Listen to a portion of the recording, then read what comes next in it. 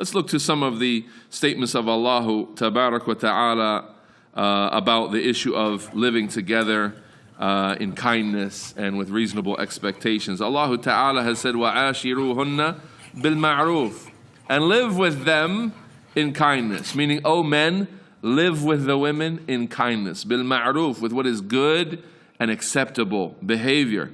فَإِنْ كَرِهْتُمُوهُنَّ فَعَسَىٰ أَن تَكْرَهُوا شَيْئًا وَيَجْعَلَ اللَّهُ فِيهِ خَيْرًا كَثِيرًا. And if you detest them or dislike them, meaning from some angles, then perhaps you may dislike something, but Allah makes within it a great amount of good. Allahu Akbar.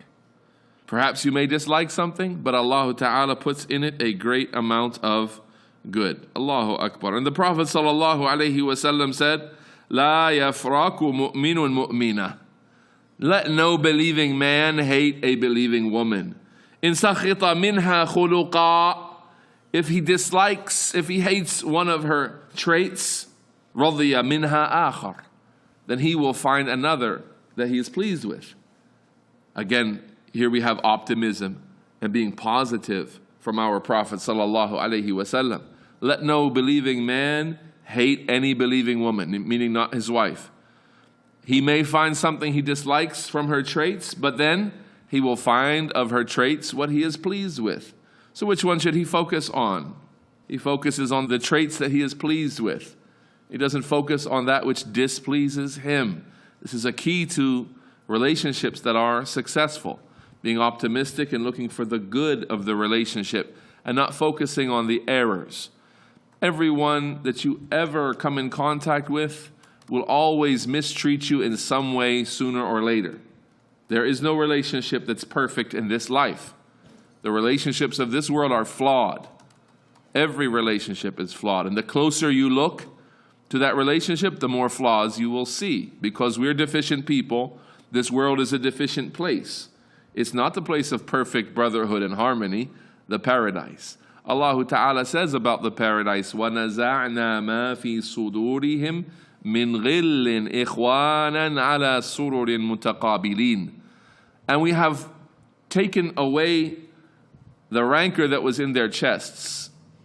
Who are they, by the way? They're the muttaqeen, they're the people of piety who are in paradise. In paradise, Allah Ta'ala snatches from their chests the rancor, the ghil, the hatred and rancor and difficulty that was in their chests for one another. So this we understand from this clearly what believers have, the believers who make it to paradise. Are they free of rancor in their chests, or did they have rancor in their chests? They have rancor in their chests, right? They're not perfect in their brotherhood with their brothers for the sake of Allah. They're flawed. But to go to paradise, they have to have perfect harmony and brotherhood. And so they will be purified as they enter paradise. The ghil, the hardships, the rancor in their hearts is removed as they enter paradise. And they enter paradise in pure brotherhood. We ask Allah Ta'ala to allow us entrance to paradise. So then, being realistic with those in our relationships, with our brothers in Islam, with our wives, for the ladies, with our sisters in Islam, and with our husbands. Be realistic. Don't expect the perfect brotherhood. Don't expect the perfect marriage. Don't expect perfect treatment. Don't expect that every right you have will always be honored and there will be no flaws.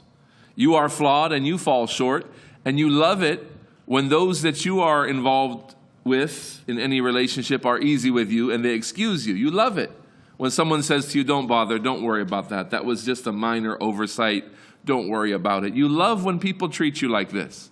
So then treat your husbands, treat your sisters in Islam like this. And brothers, treat your wives like this.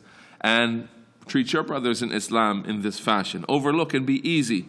And Allah Ta'ala will be easy with you on the Day of Judgment.